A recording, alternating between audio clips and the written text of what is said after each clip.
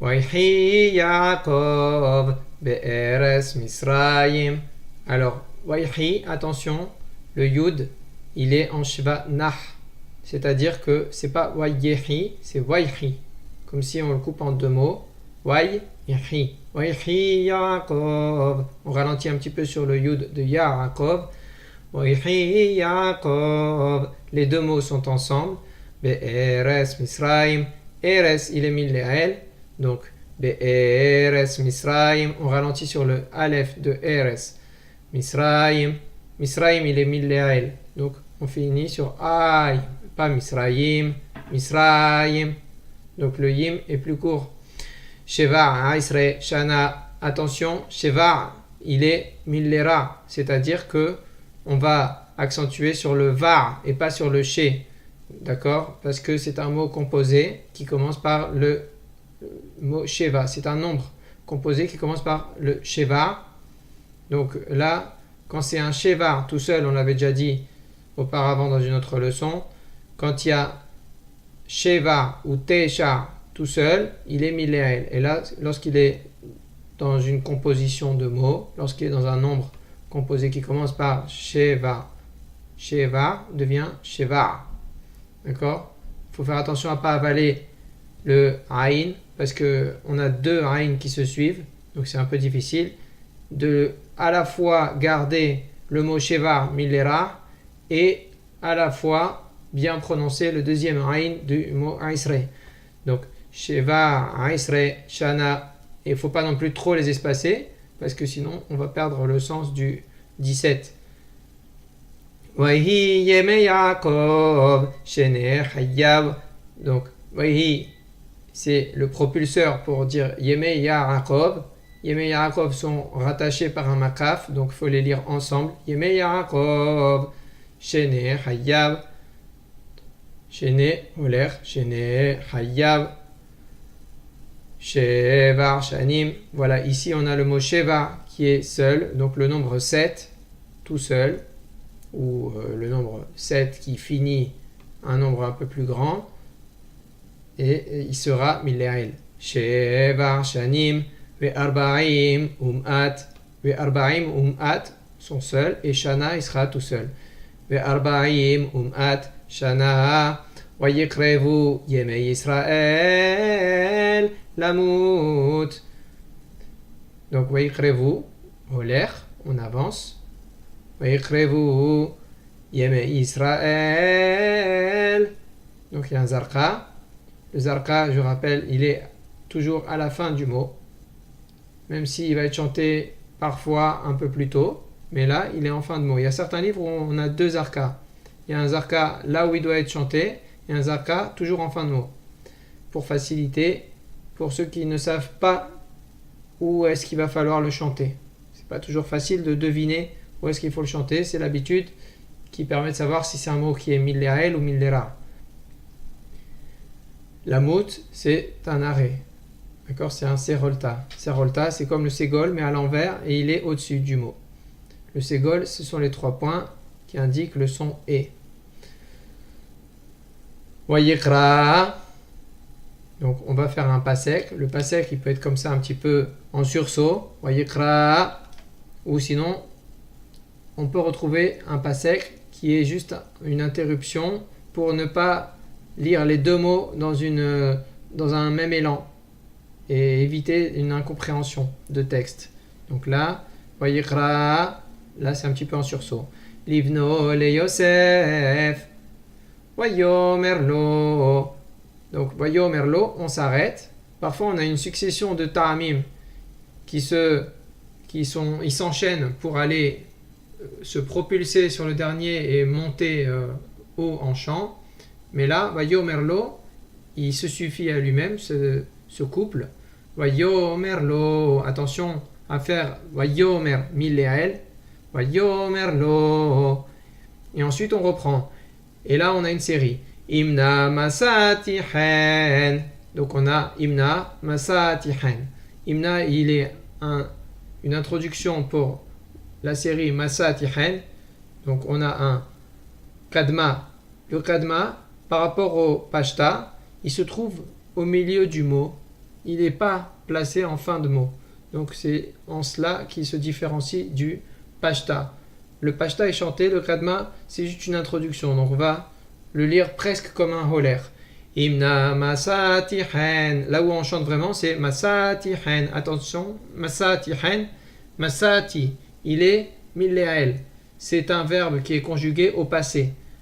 Et les verbes qui sont conjugués au passé, lorsqu'il s'agit de la première personne, par exemple, ça va être milléael. Masati, et pas masati. On ne dira pas imna masatihen. On dira masatihen. Comme si on avait le mot massa d'un côté et ensuite tihen de l'autre. Be'ainecha. D'accord, zakef katon. Be'ainecha. C'est un arrêt. Il est milléael. On ne dira pas be'ainecha. Parce que si on dit be'ainecha, on dirait qu'on a dit dans ton œil. Au singulier. Alors que be'ainecha, il y a un yud avec un ségol qui est dans le noun, qui vont nous indiquer que c'est un mot qui est pluriel. Ba'inaim shelcha. Et ça devient ba'ainecha avec un ségol et un yud. Simna yadecha ta'achat yerechi.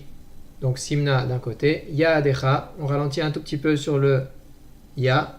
Il y a une garia. Et le dalet, il va être avec un sheva nar. Un sheva qui se prononce. Yadecha. Et pas yadcha. Yadecha.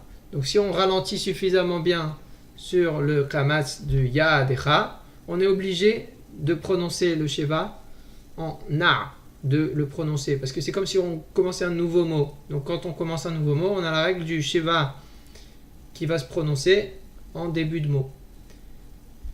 Ta'achat yerechi. Ta'achat. Donc c'est milléael. C'est un mot en double patah. Donc les mots qui se terminent en double patah, ils sont milléael. Quasiment tous. Sauf ahad par exemple. Mais ta'achat, c'est milléael. Ta'achat yerechi. Yerechi, il est millera. On ne dira pas yerechi, non. Yerechi. Ta'achat yerechi. Ve'asita immadi. Chesed ve'emet. Donc ve'asita, il est milléael. Ve'asita immadi, c'est un couple. Donc shofer meupar pashta. Shofer meupar pashta. Chesed ve'emet. Donc chesed, il est milléael. Comme presque tous les double ségol, les mots qui se terminent par un double ségol sont milléael. Chesed, il est milléael. Pas chesed, c'est chesed. Et là, emet, attention, le mot emet, c'est un mot qui est millera. C'est pas un double ségol. Il y a un hataf ségol et un ségol. Donc, c'est emet. Alors, le principe, c'est que quand il y a un hataf, quand il y a un shpa qui accompagne une voyelle, forcément, on ne va pas pouvoir rester longtemps à chanter ou à lire sur cette lettre-là. Donc, on ne peut pas dire emet parce qu'elle est avec un hataf. Hataf, c'est quelque chose qui est plus ou moins captif. Donc, on l'a enlevé. Si on l'a enlevé, on ne peut pas rester dessus. Donc, on va dire chesed ve'emet. Donc, on va ralentir plutôt sur le vav de ve'emet plutôt que de ralentir sur le aleph. Donc on va faire ve'emet, chesed ve'emet, alna tikhbereni bemisrayim. Alna tout seul, tikhbereni. Tikhbereni, il est milléael. D'accord? Parce que le mot c'est tikhbor oti, mais comme il est composé, ça devient tikhbereni.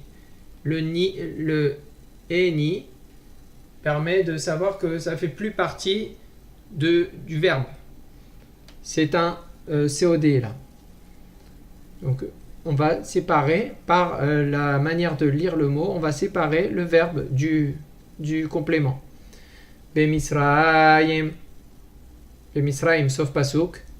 Donc si vous regardez bien, vous allez voir que dans le Misraim du sauf Pasuk, c'est un kamatz qui va se placer sous le resh, alors que quand on avait sur la première ligne Misraim, c'était un patah. Lorsque on a une terminaison, quand on a un atnar, quand on a une pause qui est longue, alors on peut prendre le temps. Et un kamas, c'est plus long, c'est plus grand qu'un patah. Donc il devient un kamas. Vesha Khavti Aim Avotai. Donc Vesha Khavti, on va le lire en deux morceaux. Vesha et ensuite Khavti. Vesha Khavti et on les relie. Vesha Khavti Aim Avotai. Comme ça, on va lire Vesha Khavti Millera. D'accord? On va pas dire Vesha Khavti. Ça va tout changer. Si je dis Vesha Khavti, c'est comme si j'avais dit et je me suis couché. Alors Vesha Khavti et je me coucherai. Aim Avotai Unsatani. Alors, même chose ici, Unsatani, c'est comme Tikbereni. Unsatani, on a la partie verbale. Donc, Unsa, le tav de Unsatani, il commence déjà à introduire le complément. Et le véritable complément, c'est le ni qui indique ani. Unsatani, donc c'est un mot qui est mille'ael. Unsatani min Misraïm. Min Misraïm, il est aussi mille'ael. Uqvartani bighvuratam. Uqvartani, la même chose que unsatani, il est mille'ael. Et on sépare le verbe du complément. Alors, il aurait été possible que s'il n'y avait pas le complément, on aurait dit quoi? Vena sata, comme Wea havta dans le schéma. Donc on garde la musique sur le ta. D'accord? Bon, c'est un moyen peut-être comme un autre pour mémoriser où est-ce qu'on va chanter. Pirvuratam, Vayomar. Attention, c'est Vayomar. Vayomar, il est Milera. Anochi, Ease, Chidvarecha. Donc ici, c'est écrit Ease. Il y a d'autres versions où c'est Ease avec un Sheva. Nah. Donc ça veut dire que le Sheva, ça va pas être Ease. Ça va être Ease. Ease. C'est un peu difficile à dire. C'est pour ça qu'il y en a certains qui le mettent avec un ségol. Mais on trouve des livres dans les plus pointilleux qui mettent EAC. EAC. Attention, chidvarecha et pas kidvarecha. Parce que le mot qui précède est un mot qui se termine par un he. Donc il y a 4 lettres, Aleph, He, Vav et Yud, qui, lorsqu'elles ferment un mot et que le ta'am, c'est un ta'am mesharet. En l'occurrence, c'est un ma'arich qu'on a comme ta'am ici. Donc le ta'am ma'arich, c'est un ta'am mesharet, c'est-à-dire un ta'am serviteur qui va introduire la suite. C'est un ouvreur. Ça veut dire que la musique, elle est engagée. Donc le khaf prendra pas de dagesh kal.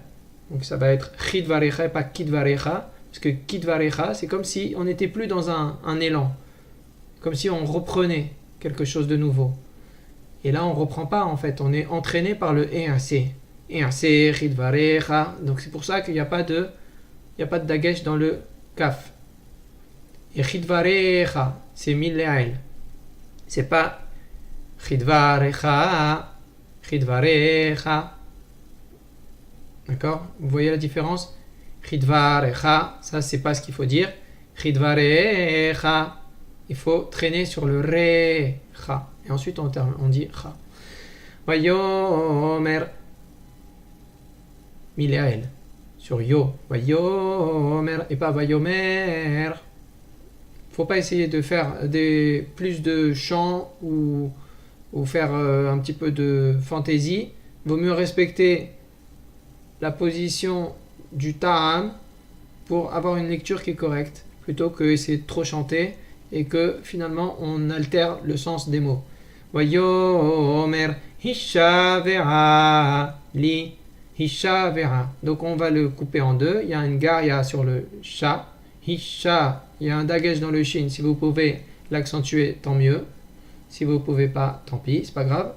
Hishavera. Attention, le vet, il est avec un shiva na, donc il va se prononcer. Hisha, si j'ai respecté la garia, je vais être obligé de prononcer le shiva. Hishavera. Et là, donc c'est un mot qui est milera. Hishavera. Li. Wayishavar. Lo. Donc Wayishavar. Donc il y a un dagesh dans le yod et il y a un dagesh dans le shin. Wayishavar. Alors pourquoi il y a un dagesh? Généralement après un vav, comme on le retrouve dans Wayomer, comme on le retrouve dans Wayikra, quand on Wayikrevu, alors à l'exception de Wayhi et Wayhi, on a un dagesh dans le yud, et c'est pas que dans le yud. Si on a le verbe qui dans sa base il est conjugué au futur et qu'il est transformé en un passé par le vavaï pour, il y a un dagesh, d'accord? Donc normalement c'était yishtahu, yishtahu, et là si on rajoute un vav, non, j'étais pas sur le bon verbe, c'est yishava, ça veut dire il jurera, et wayishava, il a juré. Wayishava.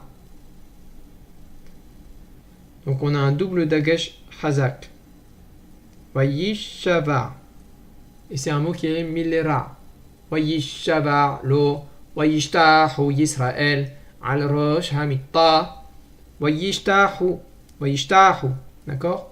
C'est pas Wayishtahu Yisrael. On a bien les deux mots Wayishtahu et Israël qui sont ensemble, mais on traîne sur Wayishtahu, on traîne sur le ta de Wayishtahu. Wayishtahu Yisraël, c'est pas Wayishtahavu, hein, c'est Wayishtahu, c'est au singulier. Wayishtahavu, c'est un pluriel. Là, c'est un singulier. Wayishtahu Yisraël, al-rosh hamitta, al-rosh d'un côté, hamitta de l'autre côté. Si vous pouvez prononcer le tête différemment du tav, c'est très bien, parce que ici, c'est mitpa, ça veut dire le lit. Alors que si on dit mita ou mitza, selon comment vous prononcez, mitza, ça veut dire la mort. C'est pas du tout le même sens. Donc, al-rosh ha-mitpa, ça veut dire à la tête du lit. Voilà, on s'arrête là, parce que c'est assez long déjà.